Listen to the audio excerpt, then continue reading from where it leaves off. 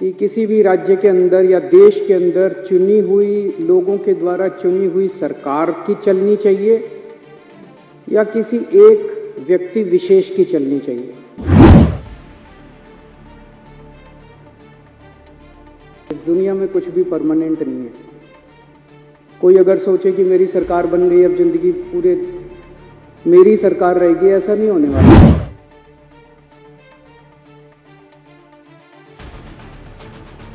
आज उनकी सरकार है, परमानेंटली उनकी सरकार नहीं होगी। आज है, कल है, परसों है, अगले दिन बदलेगी।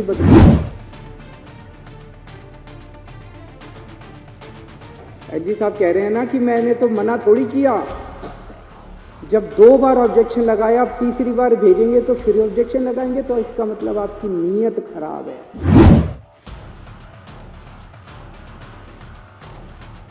अब वो तय करेंगे कि हम अपने बच्चों को कहां पढ़ाएंगे।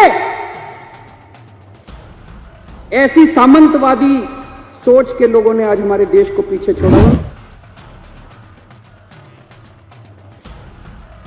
पहले उठा, लेकिन आज बेहद दुख के साथ और बड़े भारी मन के साथ मैं अपनी बातें रख रहा हूं। सबसे पहले तो मुझे इस बात का दुख है कि मेरे भारतीय जनता पार्टी के साथी अभी सदन में मौजूद नहीं है। ये बेहद गंभीर विषय है जिसके ऊपर पिछले कुछ दिनों से न केवल दिल्ली बल्कि पूरे देश में चर्चा हो रही है कि किसी भी राज्य के अंदर या देश के अंदर चुनी हुई लोगों के द्वारा चुनी हुई सरकार की चलनी चाहिए या किसी एक व्यक्ति विशेष की चलनी चाहिए। ये बेहद गंभीर विषय है। इसके ऊपर कई सारे मुद्दों पे चर्चा हुई, कई सारे मुद्दे पिछले दिनों में उठे हैं। इसके ऊपर मैं एलजी साहब के पास भी गया था मिलने के लिए 3-4 दिन पहले, और मेरी जो बातचीत एलजी साहब से हुई वो भी आज विस्तार से मैं इस सदन के सामने सभी एमएलएज के सामने रखना चाहूँगा। मेरी इच्छा थी कि बीजेपी के साथी भी यहाँ मौजूद होते और वो भी बात सुनते, ताकि इस चर्चा को एक कंस्ट्रक्टिव रूप दिया जा सकता। समय बड़ा बलवान होता है। कुछ भी परमानेंट नहीं है जिंदगी में। इस दुनिया में कुछ भी परमानेंट नहीं है। कोई अगर सोचे कि मेरी सरकार बन गई, अब जिंदगी पूरे मेरी सरकार रहेगी, ऐसा नहीं होने वाला। आज मेरी सरकार है, कल हमारी सरकार नहीं होगी। हमारी सरकार 5 साल है, 10 साल है, 15 साल है, 20 साल है, कभी ना कभी तो बदलेगी। आज उनकी सरकार है, परमानेंटली उनकी सरकार नहीं होगी। आज है, कल है, परसों है, अगले दिन बदलेगी। आज दिल्ली में हमारी सरकार है, उनके एलजी हैं, केंद्र में उनकी सरकार है।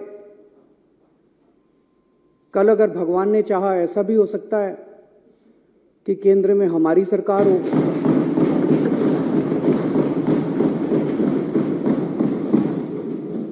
दिल्ली में हमारे एलजी हों, और हो सकता है दिल्ली में हमारी हो, कांग्रेस की हो, बीजेपी की हो, किसी और की सरकार हो। हम ये सुनिश्चित करेंगे कि हमारा एलजी इस तरह से तंग नहीं करेगा उस टाइप का जो भी सरकार होगी।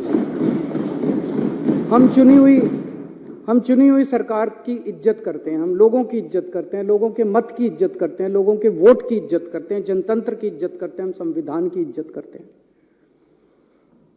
दिल्ली में 2 करोड़ लोग रहते हैं। मैंने हमेशा कहा है कि ये 2 करोड़ लोग एक परिवार हैं। हमने हमेशा इसको एक परिवार माना है। इस परिवार में लोगों के जब भी कोई सुख दुख होते हैं, हम हमेशा सुख दुख में काम आते हैं। इन 2 करोड़ लोगों में जो बच्चे हैं, इनके जो बच्चे हैं वो मेरे बच्चे हैं। मैं उनको हर्षिता और पुलकित से अलग नहीं समझता, उनको मैं अपना बच्चा समझता हूं।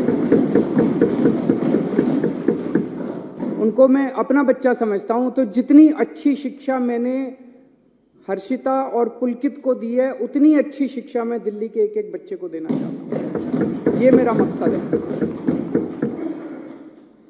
और उसी मकसद से हम लोगों ने शिक्षा के ऊपर, क्योंकि मुझे ये लगता है कि अगर हमने अपने बच्चों को अच्छी शिक्षा दे दी तो देश का भविष्य बनेगा, बच्चों का भविष्य बनेगा तो देश का भविष्य बनेगा। उसी को मद्देनजर रखते हुए हमने शिक्षा पे इतना खर्चा भी किया, इतने अच्छे अच्छे शानदार स्कूल बनाए। जो सबसे ज्यादा आज स्कूलों के नतीजे बहुत अच्छे आ रहे हैं। लोग अपने बच्चों को प्राइवेट स्कूल से निकाल के सरकारी स्कूलों में भर्ती कर रहे हैं। शायद 75 साल, आजादी के 75 साल के बाद पहली बार ऐसा हुआ है। उसमें सबसे बड़ा योगदान हमारे टीचर्स और प्रिंसिपल्स का है, और उनको मोटिवेट करने के लिए और उनकी कैपेसिटी बिल्डिंग करने के लिए हमने उनको पूरी दुनिया में बेस्ट से बेस्ट ट्रेनिंग दिलवाई है। हमने बहुत सारे टीचर्स को विदेश भेजा, बहुत सारे टीचर्स को आईएम्स में भेजा, बहुत सारे टीचर्स को अलग अलग यूनिवर्सिटीज में भेजा ट्रेनिंग करने के लिए। 1000 से ज्यादा टीचर्स प्रिंसिपल्स को हम विदेशों में अभी तक ट्रेनिंग करा चुके हैं। अब 30 टीचर्स और प्रिंसिपल्स को फिनलैंड जाना था ट्रेनिंग करने के लिए। वैसे तो हमारी चुनी हुई सरकार है, मैं मुख्यमंत्री हूं, ये शिक्षा मंत्री हैं। मुख्यमंत्री ने, शिक्षा मंत्री ने कह दिया भाई टीचर फिनलैंड जाएंगे ट्रेनिंग के लिए, तो बस ये फाइनल होना चाहिए। यही तो जनतंत्र है। और जनतंत्र क्या है? अगर मुख्यमंत्री ने और शिक्षा मंत्री ने कह दिया भाई मैं अपने टीचर्स को फिनलैंड ट्रेनिंग कराने जाऊंगा, भेजना चाहता हूं, बस यहां खत्म हो जानी चाहिए थी बात। लेकिन यहां अजीब जनतंत्र है। सारी फाइलें एलजी साहब के पास जाती हैं, सारी फाइलें एलजी साहब के पास जाती हैं। एलजी साहब ने एक बार नहीं 2 बार ऑब्जेक्शन लगा के फाइल के ऊपर भेजा। अभी मैं पढ़ के सुनाऊंगा थोड़ी देर में। 2 बार ऑब्जेक्शन लगा के भेजा। तो जब बार बार ऑब्जेक्शन लगाया जाता है, एलजी साहब कह रहे हैं ना कि मैंने तो मना थोड़ी किया। जब 2 बार ऑब्जेक्शन लगाया, अब तीसरी बार भेजेंगे तो फिर ऑब्जेक्शन लगाएंगे, तो इसका मतलब आपकी नीयत खराब है। एक बाबू क्या करता है? आप अपना लाइसेंस बनाने जाते हो, लाइसेंस बनाने वाला मना थोड़ी करता है। वो ऑब्जेक्शन पे ऑब्जेक्शन, ऑब्जेक्शन पे ऑब्जेक्शन, फिर आप दलाल को पकड़ते हो। वो दलाल कहता है इतने पैसे दे दो, बाबू को अंदर पैसे दे दूंगा और वो अब फाइल क्लियर कर देगा। तो ये बार बार जो ऑब्जेक्शन लगाए जा रहे हैं, इसीलिए तो लगाए जा रहे हैं। नीयत खराब है, फिनलैंड टीचर्स को भेजने नहीं देना चाहते। आज मैं ये लेके आया हूं महोदय, बीजेपी वालों के कितने एमपीज ऐसे हैं, ये पूरी लिस्ट है, जो खुद विदेशों में पढ़ के आए हैं। इनकी कभी इनके मां बाप ने कॉस्ट बेनिफिट एनालिसिस करी? कितने एमपी ऐसे हैं जो खुद विदेशों में पढ़ के आए हैं? इनके कितने एमएलए ऐसे हैं जो खुद विदेशों में पढ़ के आए हैं? कभी इनके मां बाप ने कॉस्ट बेनिफिट एनालिसिस करी? ये बच्चे हैं कैबिनेट मिनिस्टर्स के, बीजेपी वालों के बच्चे, जिन के बच्चे अभी विदेशों में पढ़ रहे हैं।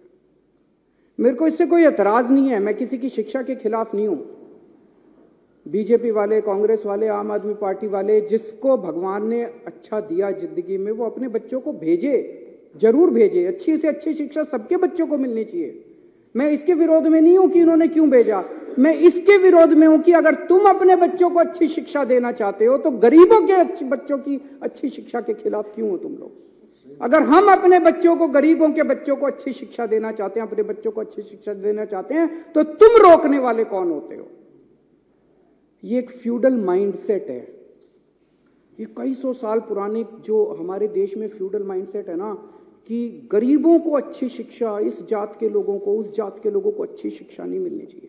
गरीबों को अच्छी शिक्षा नहीं मिल, शिक्षा जो है इन ठेकेदारों की बपौती रहनी चाहिए। इसको तोड़ना है हम लोगों को। और ये एलजी साहब उसी माइंडसेट से आते हैं कि एलजी साहब के बच्चों को तो मिलनी चाहिए अच्छी शिक्षा, गरीबों के बच्चों को अच्छी शिक्षा नहीं मिलनी चाहिए। इस माइंडसेट को तोड़ना है अपने को, पूरे देश को तोड़ना है। आजादी मिल गई, लेकिन ये माइंडसेट अभी भी है कि गरीबों के, इस जात के, उस जात के बच्चों को अच्छी शिक्षा नहीं लेने देंगे। ये विदेश कैसे जा सकते हैं? पढ़ो, एलजी साहब ने लिखा है इंडिया में करा लो ट्रेनिंग। ये एलजी साहब की नोटिंग है, इंडिया में करा लो ट्रेनिंग। अरे क्यों करा ले इंडिया में ट्रेनिंग? हम कम हैं किसी से? गरीबों के बच्चे कम हैं किसी से? गरीबों के बच्चे हैं तो इंटेलिजेंट नहीं है क्या? क्यों करा ले? हम तो अपने बच्चों को फिनलैंड भेजेंगे। पूरी दुनिया में सबसे अच्छी शिक्षा फिनलैंड के अंदर मिलती है, सबसे अच्छी। ये सबको पता है। फिनलैंड पूरी दुनिया में शिक्षा में नंबर 1 है, और उसमें भी जो नंबर 1 यूनिवर्सिटी है उसमें भेज रहे हैं हम। पूरी दुनिया में जो नंबर 1 हम तो भेजेंगे सर। दिल्ली के लोगों का पैसा है, टैक्स का पैसा है दिल्ली के लोगों का, टैक्स के पैसे से, दिल्ली के टैक्स के पैसे से भेज रहे हैं। लोगों का पैसा, लोगों के बच्चे, अपने पैसे से लोग अपने बच्चों को ट्रेनिंग के लिए भेजते हैं। ये वो क्या कहते हैं, पराए घर में अब्दुल्ला दीवाना। ये एलजी कौन हो गया है? बेगानी शादी में अब्दुल्ला दीवाना। ये एलजी कहां से आ गया? कौन है एलजी?